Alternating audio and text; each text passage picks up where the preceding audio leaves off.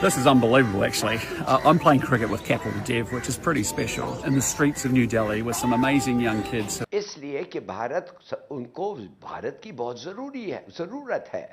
New Zealand के प्रधानमंत्री Christopher Luxon Bharat में क्रिकेट खेलते हुए नजर आए हैं। वो देख रहे हैं कि आपके अंदरूनी हालात कैसे हैं और किस मुल्क आपके हमसाये हैं। अगर अंदरूनी हालात ऐसे हैं जैसे इस वक्त हमारे हैं, जिधर टेररिज्म हर रोज एक नहीं 2-3 इंसिडेंट्स हो रहे हैं। इन्होंने आके न्यूजीलैंड के प्राइम मिनिस्टर आए हैं। एक तो जारी बात है रेजीना डायलॉग, आपको पता है एक बड़ा प्रीमियर डायलॉग है इंडिया का, इसमें खिताब करना।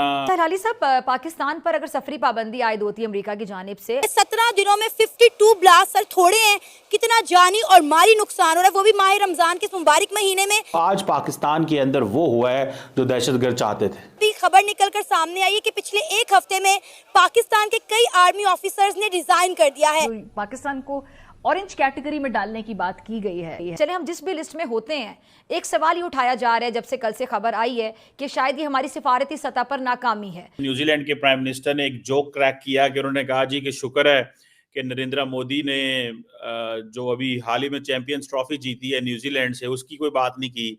और भारत के साथ उनको भारत वो क्या कहते हैं, मैं आपको क्या बताऊं, उनका एक मिलिट्री स्ट्रेटेजिक पार्टनर है। उसके साथ वीडियो आगे आप पूरा वीडियो देखेंगे। इस वीडियो में बात हो रही है किस तरीके से न्यूजीलैंड के प्रधानमंत्री जो भारत के दौरे पर हैं, दिल्ली की सड़कों पे गली क्रिकेट खेल रहे हैं ईंटों का स्टंप बनाकर, जो कि ऑब्वियसली हमने आपने जिनने भी बचपन में स्ट्रीट क्रिकेट खेली है, गलियों में क्रिकेट खेला है या अपने मोहल्ले में क्रिकेट खेली है, तो ईंट, साइकिल का चक्का, नॉर्मल पत्थर, बहुत सारी चीजें जिनसे स्टंप बन सकते हैं, उनको स्टंप बनाया है।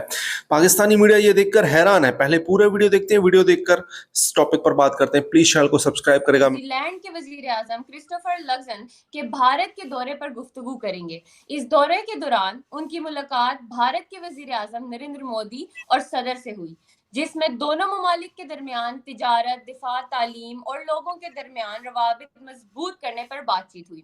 इसके अलावा अगर हम देखें तो इस दौरे के दौरान दोनों मुल्क ने comprehensive and mutually beneficial free trade agreement पर मुज़ाकरात का आगाज भी किया। और हमने देखा कि लक्सन साहिब ने राइजीना डायलॉग 2025 में भी चीफ गेस्ट और की नोट स्पीकर के तौर पर शिरकत कर रहे हैं। तो इसके बारे में हम तफसील से बात करेंगे डॉक्टर कमर चीमा साहब से। तो जी डॉक्टर साहब, आपने देखा कि न्यूजीलैंड के जो वजीर आजम हैं वो भारत आए हुए हैं और दोनों ने काफ़ी चीज़ों पर बातचीत की। तो भारत और न्यूजीलैंड के दरमियान जो तिजारती और दिफाई रवाबित के फ़रोग का आप क्या देखते हैं, पाकिस्तान पर या साउथ एशिया की सियासत पर क्या असर होगा, और इनका आना और मतलब किस वजह से आए हैं, क्या क्या उनके जो वो बात करेंगे, जो वो ट्रेड साइन कर रहे हैं, सारी चीज़ों के बारे में क्या आप हमें बता सकते हैं? जी बहुत शुक्रिया। देखिए सबसे पहले तो वो एक बड़ा उन्होंने न्यूजीलैंड के प्राइम मिनिस्टर ने एक जोक क्रैक किया कि उन्होंने कहा जी कि शुक्र है कि नरेंद्र मोदी ने जो अभी हाल ही में चैंपियंस ट्रॉफी जीती है न्यूजीलैंड से, उसकी कोई बात नहीं की। और न्यूजीलैंड जो है वो टेस्ट सीरीज जीतता रहा इंडिया में, मैंने उसकी बात नहीं की, वरना कोई डिप्लोमेटिक डिबैकल जो है वो हो जाता, तो उस पर सारे लोग बड़े हंस रहे थे। So that's how prime ministers even talk some time lighter moments create करने के लिए। लेकिन इंपॉर्टेंट डिस्कशन ये है कि जो इन्होंने आके न्यूजीलैंड के प्राइम मिनिस्टर आए हैं, एक तो जारी बात है रेजीना डायलॉग, आपको पता है एक बड़ा प्रीमियर डायलॉग है इंडिया का, इसमें खिताब करना, इसमें आके जो अपना मौक़िफ़ देना, अहमियत देना, सेंटर स्टेज में ला के बिठाना। सो इसके बहुत सारे मीनिंग हैं, मैं आपको बात बताऊं। ये पहली बात तो ये है कि it's a message to Australia as well. इसको अगर देखें कि इंडिया कह रहा है कि हमारे पास और भी चॉइसेस हैं ऑस्ट्रेलियन कॉन्टिनेंट के अंदर, आप अकेले नहीं हैं। दूसरी एक बड़ी इंपॉर्टेंट डेवलपमेंट है कि न्यूजीलैंड ने कहा है कि हम भारत को न्यूक्लियर सप्लायर ग्रुप में चाहते हैं, और इसकी इंपॉर्टेंस के हवाले से बात की कि ये जो global nuclear disarmament and non proliferation regime है, इसकी भी अहमियत दी और कहा कि एनपीटी की अहमियत है, लेकिन इंडिया को वो चाहते हैं इस पूरे के पूरे सीन के अंदर। सो एनएसजी न्यूक्लियर सप्लाई ग्रुप में भारत का आना एक बड़ी इंपॉर्टेंट डेवलपमेंट है। लेकिन असल में तो ये आए हैं कि निगोशिएशन शुरू हुई हैं New Zealand India free trade agreement के हवाले से, और दूसरा मोबिलिटी ऑफ प्रोफेशनल्स के हवाले से, स्किल्ड वर्कर। जारी बात है सारी दुनिया कह रही है इंडिया से स्किल्ड वर्कर आकर ले लो। देखिए इंडिया ने, आपको पता है, दुआ अपना एक सारे का सारा एक ऑरा इस तरह का डेवलप किया है कि फ्रांस भी मोबिलिटी ऑफ प्रोफेशनल्स पे काम करना चाहता है, अमेरिका भी काम करना चाहता है, बरतानिया भी काम करना चाहता है। इंडिया के अंदर वो कह रहे हैं जी कि ब्रेन ड्रेन हो जाएगा, लेकिन इंडिया को कोई परवाह नहीं है, क्योंकि इंडिया को पता है कि ये सारे के सारे लोग जो जाएंगे इमीडिएटली, इनको जाते ही तो रेजिडेंस या इनको वहां पे नहीं मिल जाएगी, तो कम से कम ये एक जनरेशन का प्रोसेस होता है। सो आज लोग जो बाहर यूरोपियन वेस्टर्न मुल्कों में जाएंगे, वहां पे जाके वो सारे के सारे जो रहेंगे, उससे मैं आपको बात बताऊं क्या होगा, उससे वो समझते हैं कि ये पैसे डॉलर इंडिया में आएंगे, सो बेहतर ही होगा।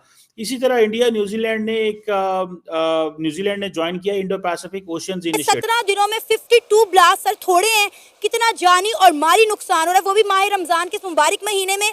कोई मुसलमान ऐसी हरकत कैसे कर सकता है, जबकि आपको पता है कि इस महीने में बड़ी बड़ी जंगें रोक दी जाती हैं, बंद कर दी जाती हैं।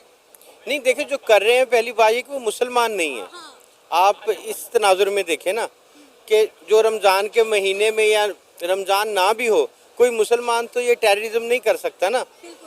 ये अपने मफादात के लिए कुछ दूसरी बड़ी कुव्वतें हैं कि जो पाकिस्तान को कमज़ोर करना चाह रही हैं। हाँ, इसमें एक एलिमेंट ज़रूर है कि इससे पहले अगर पाकिस्तान ने इसके ऊपर काबू पाया था, उस वक्त हमारे इदारे एक्टिव थे और पूरा फोकस उनकी तरफ था। अब हमारे इदारों का फोकस कहीं और हो गया। सर, पाकिस्तान का मीडिया तो सीधा सीधा जो है वो इंडिया को और रॉ को जो है वो टारगेट कर रहा है। वो कह रहे हैं इसके पीछे इंडिया है, इंडिया की रॉ की साजिश है। अगर आप बात करें तो कहा जा रहा है कि अफगानिस्तान और इंडिया ने मिलकर पाकिस्तान की जाफर ट्रेन को जो है वो हाईजैक करवाया था। देखिए, इसमें मैं अपनी राय तो नहीं दे सकता, क्योंकि आपने एक राय मांगी है तो राय प्रूफ के ऊपर होती है। हाँ, तो कहने को तो हम कह दें जी कि इंडिया ने भी किया, अफगानिस्तान ने भी किया, लेकिन यहाँ पे सवाल ये पैदा नहीं होता कि इंडिया और अफगानिस्तान ने मिलके किया है। सवाल ये पैदा होता है कि पाकिस्तान में ये हो कैसे गया कि जो पाकिस्तान का सिक्योरिटी का एक निज़ाम है, जो सिक्योरिटी इदारे हैं, वो क्या सोए हुए हैं। सर, बहुत बड़ा सवालिया निशान है हमारे इदारों के ऊपर, हमारी आर्मी के ऊपर और हमारी इंटेलिजेंस के ऊपर। हम तो सर ये दावा करते हैं कि हमारे पास दुनिया की नंबर 1। तो दोस्तों, ये वीडियो यहाँ पर होता है खत्म। आपने देखा किस तरीके से इस वीडियो में बात हो रही थी। न्यूजीलैंड के प्रधानमंत्री भारत के दौरे पर हैं और किस तरीके से वो भारत की गलियों में, दिल्ली की गलियों में क्रिकेट खेल रहे हैं।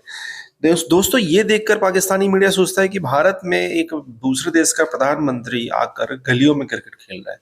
यानी भारत एक कैसा देश है और पाकिस्तान एक कैसा देश है जहां पर चैंपियंस ट्रॉफी कराने के लिए गलियां बंद कर देनी पड़ती हैं क्योंकि कोई टेररिस्ट अटैक ना हो जाए, और जो स्टेडियम में दर्शक जाते हैं उनकी इतनी चेकिंग की जाती है कि वो भी परेशान हो जाते हैं। इस वजह से पाकिस्तान के स्टेडियम नहीं भरते हैं। वहाँ के लोग कहते हैं कि यार इतनी चेकिंग करा के स्टेडियम में जाना है, इतना परेशान होकर जाना है, इससे अच्छा घर में मैच देख लो। यहाँ के ये सीन रहते हैं पाकिस्तान के।